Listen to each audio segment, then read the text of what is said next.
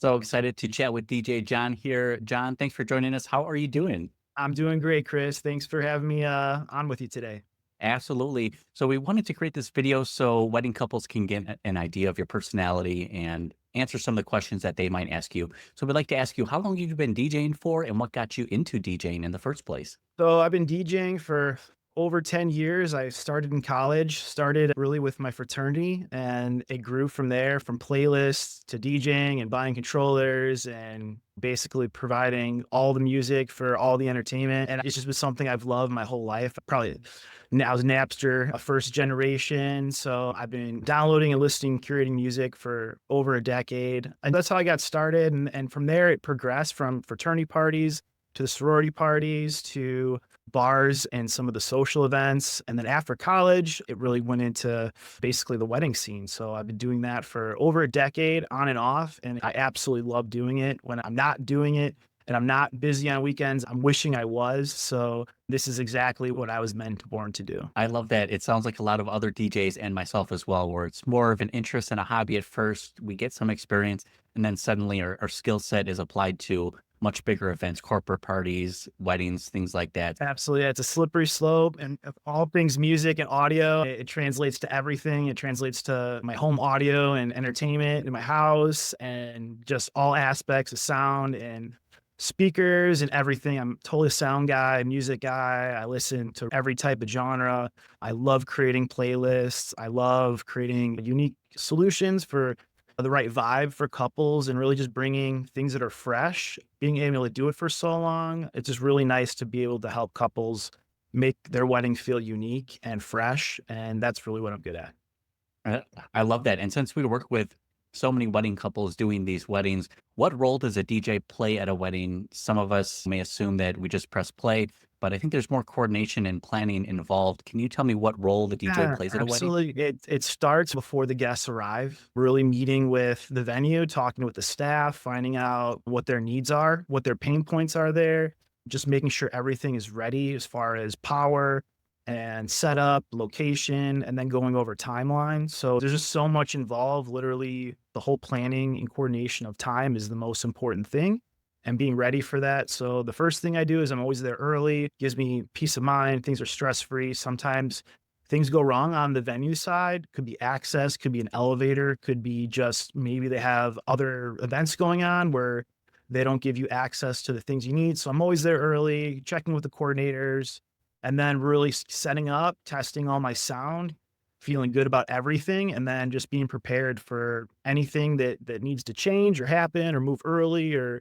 be delayed. I'm ready for the whole timeline, and I'm staying on top of the timeline to make sure the couple doesn't feel rushed, but to know that if they want to go at the right pace, I'm always there on top of it, so there's no delay. That includes coordinating with the other vendors, including photographers, videographers, anybody else that's important, talking to key people in the wedding, any speech givers, parents, making sure they're present. They know what they're going to be asked to do. They know what's coming next. So literally everybody's on board and it's not just the music, it's everything else. And so I think my attention to detail is one of my greatest strengths. Sometimes I'm too on top of things. Maybe I care so much about the perfection of it all for their day that some couples are more laxed, and that's totally fine. We'll go at your pace, the speed you need to go to make sure that we cover everything and nothing gets missed. Absolutely. Planning and coordination piece is so integral to making sure the flow of the evening is going smoothly from grand marches going into speeches, into cake cutting.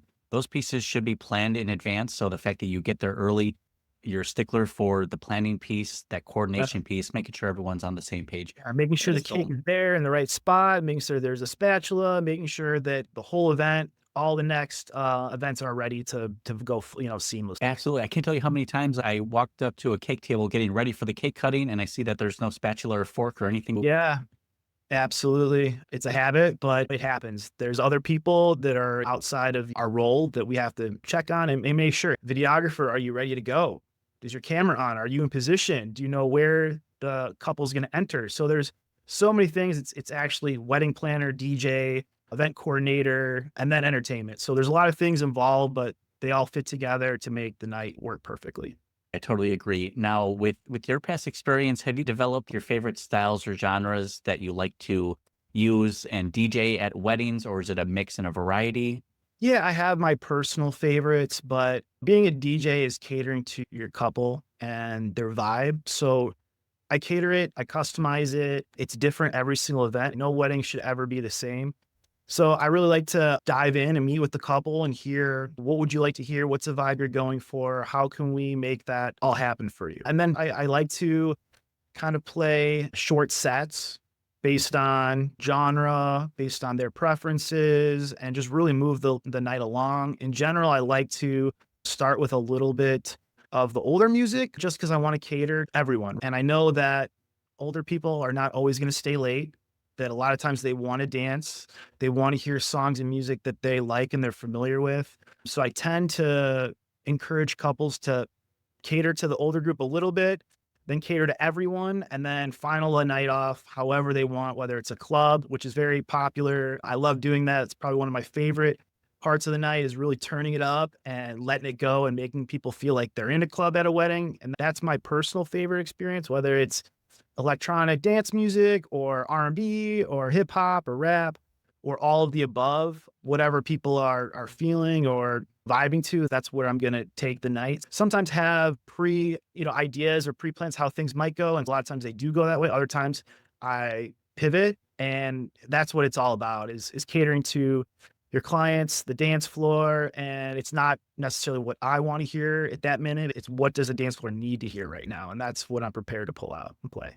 So I never play full songs. I usually cut out intros and outros unless they're pivotal. And I'm usually playing anywhere from 60 seconds to 2 minutes of a song and just hitting tons of music, lots of genres. So everybody leaves giving you high fives, feeling like they heard the music they want, and the night ends the way that the couple intended. I love that because we do hear from couples as far as their preferences. Some do prefer this more quick mix club style where it's just the 60 seconds to 2 minutes and you're just doing a verse and a chorus or a couple choruses versus some couples who are dead set and they love that full song and they're like, just make it cool in between, but we do want the full song. But your style is very unique and in demand. A lot of people like this to turn it up and get that club style going towards the end. With all the weddings that you've done, have you done a few multicultural weddings? And what were those like? Were there any differences? I've done all types. Love just chooses love. So I've literally had all types of mixed weddings, and it's really fun to do. And I think basically your music brings everyone together. So I'm choosing songs based on ethnicity, based on preferences, based on what's proven to work, based on what's super hot right. Some songs are pivotal that you absolutely have to play the full song, which I encourage, including first dances. Some couples want to cut those short, 2 minutes or less. That's totally understandable if they don't want to be highlighted, featured on the spot for too long. I can totally respect that and cater to that. But in general, other than their most selected full songs, I'm usually never playing a full song unless that's what the couple wants. And then again, it's not about me. It's about what do they want to hear? What are their song selection? But if you want your dance floor packed all night, then feel free to give me some room because it's really what I'm good at. And I've had enough events under my belt to know what works and what doesn't work for couples. And I think a lot of couples want to rely on our experience and our professionalism. What has worked in the past? Don't make them think too much beyond their favorite music. And I think at the end of the day, they want that full dance floor. They want their guests raving about, oh, the music was great. I loved your wedding. I had so much fun. At the end of the day, you're just trying to give them that customized experience. So I love that you're adaptable between those situations. And with all the weddings that you've done, what do you hear most common at the end of the night or the feedback from the bride and groom? What do you love to hear from them? I love the hugs. You know how bad you killed it when you're getting hugs from the bride and groom and high fives from the family, and you feel like you're part of the family. You just entertained everyone and everyone's in great spirits. And that's the most fulfilling part of it is knowing that everyone is happy, everyone is fulfilled, and that you did your job the best you could. That is huge. I love that positive feedback. Like you said, when the family is giving you high fives, when the guests are like, hey, you're killing it, DJ, that's great. Just love to hear that, especially from the bride and groom to take care of their preferences and know what they're looking for and to deliver that experience. I think is so huge. Yeah, for sure. Absolutely. Now, John, for any of the couples who are interested, what is something that you usually like to tell them or drive them home, either during the planning meeting or leading up to, make them feel good going into the wedding? What are some of your pre-planning? What are some of your pre-meeting? There's so many, and it's really after getting for the couple, finding out what's most important to them for the night. Some couples want no requests. Some couples are like, no, absolutely take requests or filter requests. I think just getting to know the couple and finding out some of the deeper questions, the more personal questions, some of the harder conversations. Not all families get along. Not all people at a wedding are always cordial or respectful. So I think there's a lot of things that go on in some of the conversations that just come up naturally through the conversations. Sometimes speakers really spend too much time on the microphone. And there's just things like that a couple shouldn't have to worry about. And so I like to have some of those tougher conversations up front, voice any concerns that I have for them, just give them my honest feedback, no filter, so they know that I have their best interest and that whatever happens, I'm going to be prepared for. And I think the differentiating factor that most DJs maybe don't consider when planning is the worst can happen. And how do you navigate any difficulties? It's usually family, but that's nothing that I don't have experience handling. And I can definitely handle any experience or any situation with ease. I do like to have those conversations, ask some of those hard questions, be very honest and just direct and even raise any concerns I have about music. Sometimes I might say, hey, listen, my goal is to keep your dance floor packed all night. And these three songs are maybe a concern that they might not go off like you think because maybe people are not as familiar with them as you think. So, those are all the conversations I have in the beginning, and it makes a perfect night. Once you've ironed out all the details ahead of time, you're ready for everything. Absolutely. And I love that the conversation happens. Yes, they're a little bit difficult and it's a people business. So we're working with other people, family, guests, vendors, something to keep everybody kind of on the same page here and just deliver that end result and experience for them is so important. You mentioned earlier some of the music and styles that you play.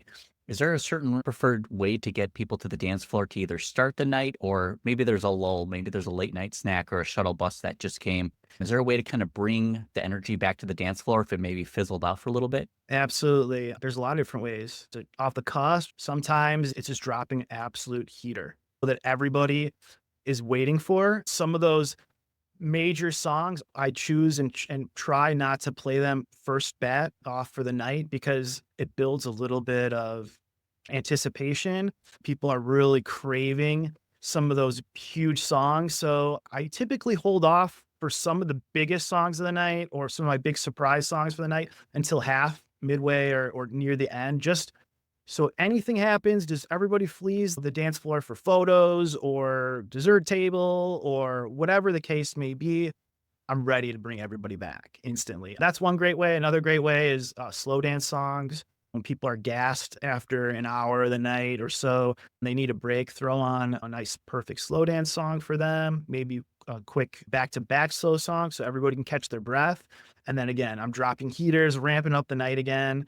Group photos on dance floors that can bring everybody onto a dance floor instantly. And so there's a lot of ways to do that. I have no problem at any point in the night clearing a dance floor for any specific reason and then bringing everyone back. But my goal is obviously the impossible, which is to keep every single person there on the dance floor all night. That's my goal. I know that's not possible, but that's what I'm reaching for. Absolutely. I love that. And I do appreciate that you hold some heater songs, some bangers for a little bit later because it's that anticipation. Sometimes that surprise where, oh, I didn't expect to hear this song or, oh my gosh, I love this. And it keeps people engaged and waiting a little bit longer in the end of the night, waiting for that next one to come, Yeah. which is really exciting. I've got some other things that are tricks up my sleeve. I'm not going to tell everybody everything, but those are some big ways I've got, and it just keeps the excitement ready for everybody. I love that, John. We're so excited to have you on our team and helping with all of our wedding couples. So excited. Thank you so much for joining us today, and we appreciate it. Looking forward to sending some more wedding couples your way. We appreciate it. Thanks, Chris. Looking forward to it.